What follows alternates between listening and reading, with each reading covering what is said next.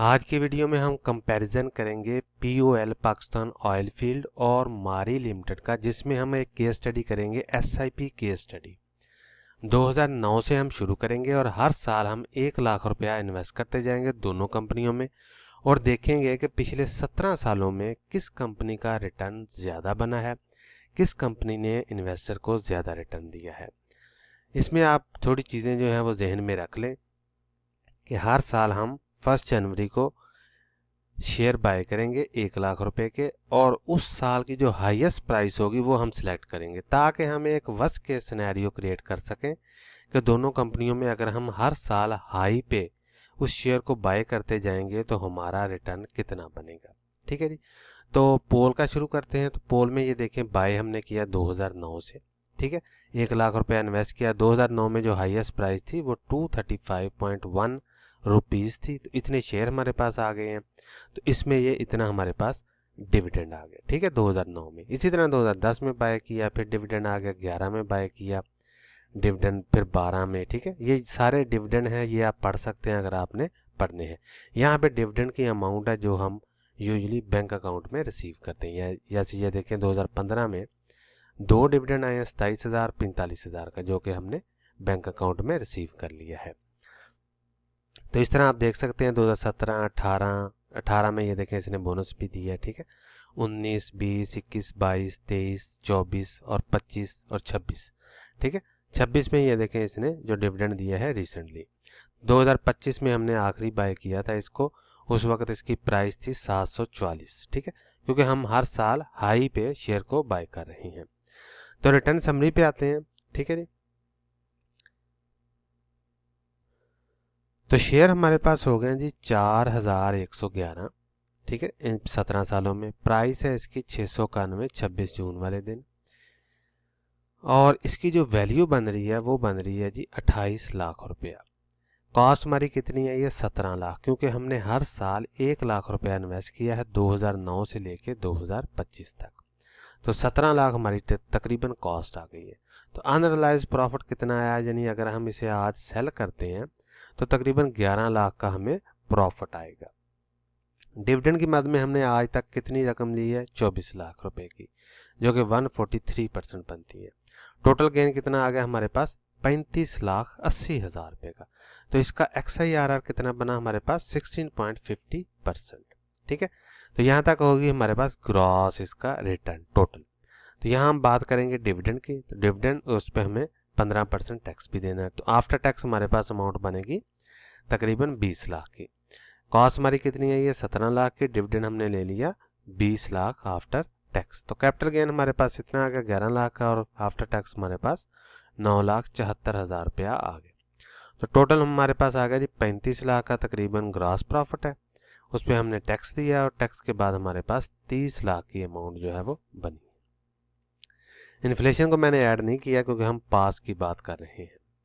तो ये तो हो गया जी पोल का रिटर्न। ठीक है, अभी हम बात कर रहे हैं मारी के रिटर्न की।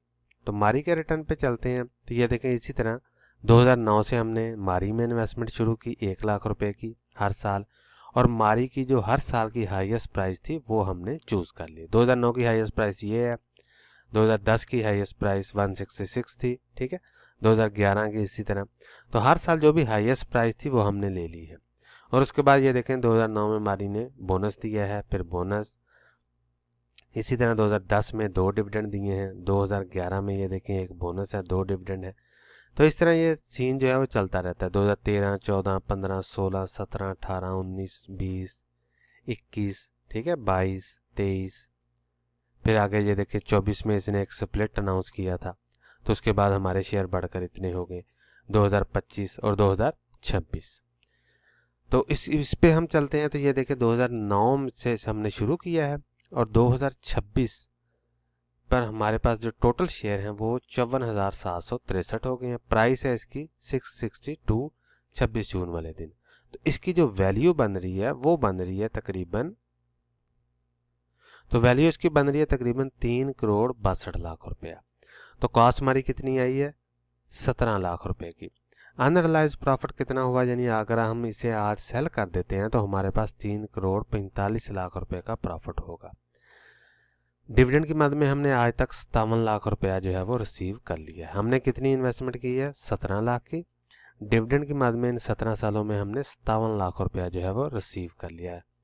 तो टोटल गेन हमारे पास तकरीबन 4 करोड़ का बने।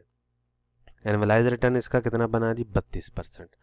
तो डिविडेंड हमने ले लिया 57 लाख का। आफ्टर टैक्स हमारे पास जो अमाउंट बनती है वो है 15%, इस पर टैक्स कट गया और आफ्टर टैक्स हमारे पास अमाउंट बनती है 48 लाख रुपया।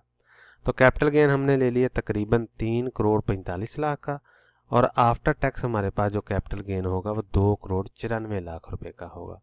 तो इसी तरह ग्रास पे आते हैं टोटल पे, तो वो तकरीबन 4 करोड़ का होगा प्रॉफिट ग्रास में, और आफ्टर टैक्स होगा तकरीबन 3 करोड़ 42 लाख रुपए का। ठीक है। सिमिलरली मारी में भी हमने इन्फ्लेशन को एडजस्ट नहीं किया क्योंकि हम पास की बात कर रहे हैं। अगर फ्यूचर की बात करेंगे तो इन्फ्लेशन को ज़रूर एडजस्ट करेंगे।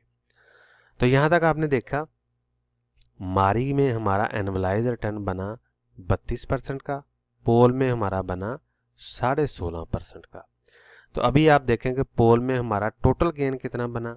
35 लाख रुपए का, जबकि मारी में हमारा टोटल गेन कितना बना? 4 करोड़ रुपए का।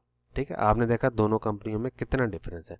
हमारी इन्वेस्टमेंट दोनों कंपनियों में सेम थी। हमने SIP की हर साल, और हर साल दोनों कंपनियों की हाईएस्ट प्राइस जो है वो सिलेक्ट की। तो 17 लाख हमने मारी में लगाया, 17 लाख हमने पोल में लगाया। ठीक है। तो दोनों में लगाने के बाद जो टोटल गेन हमारे पास बना, यहाँ पे पोल पे बना 35 लाख और मारी में बना 4 करोड़ रुपया। देखा आपने कि दोनों कंपनियां सेम सेक्टर की हैं, ऑयल एक्सप्लोरेशन की हैं। ठीक है। और दोनों कंपनियों के रिटर्न जो हैं वो डिफरेंस है। तो इसका रिटर्न हमारे पास सबसे ज़्यादा है मारी का, और पोल का जो है वो, पोल का भी ठीक है, 16.5% जो है वो तकरीबन ठीक ही माना जाता है। लेकिन अगर हम इसका मुकाबला करें मारी के साथ तो मारी जो है वो विनर है इसमें। ठीक है जी। तो ये था कंपैरिजन मारी वर्सेस पोल का, जिसमें हमने ये देखा कि मारी का रिटर्न जो है वो सबसे अच्छा है। यहाँ आपने एक बात जहन में रखनी है कि ये जो मैंने प्राइस ली है हर साल की, ये हाईएस्ट ली है। फॉर एग्जांपल आप इसी को फ्यूचर में कॉपी पेस्ट कर दें कि मैं फ्यूचर में 17 साल के लिए SIP करता हूँ मारी में, तो आपका रिटर्न इससे भी अच्छा आएगा। क्यों? क्योंकि ऑफ कोर्स आप तो हर साल शेयर को हाई पे बाय नहीं करेंगे, लेकिन अगर आप फॉर एग्जांपल करते ही जाते हैं और सेम टाइप का ही रिटर्न आता है तो आपका रिटर्न इससे भी अच्छा आएगा। शर्त यह है कि आपने हर साल शेयर को थोड़ा स्टडी करके बाय किया, एवरेज पे बाय किया या लो पे बाय किया, तो आपका रिटर्न डेफिनेटली इससे अच्छा आएगा। तो ये देखो वर्स्ट केस सिनेरियो था दोनों कंपनियों का, जिसमें हमने हर साल शेयर को जो है वो हाई पे ही बाय किया, तो उस सूरत में हमारे पास जो रिटर्न आया है वो इतना आया है। लेकिन अगर आप फ्यूचर में शेयर को बाय पे, एवरेज पे हर साल की बाय करते जाएंगे तो आपका रिटर्न डेफिनेटली बहुत ही ज़्यादा अच्छा आएगा। मिलते हैं अगली वीडियो में, तब तक के लिए अल्लाह हाफिज़।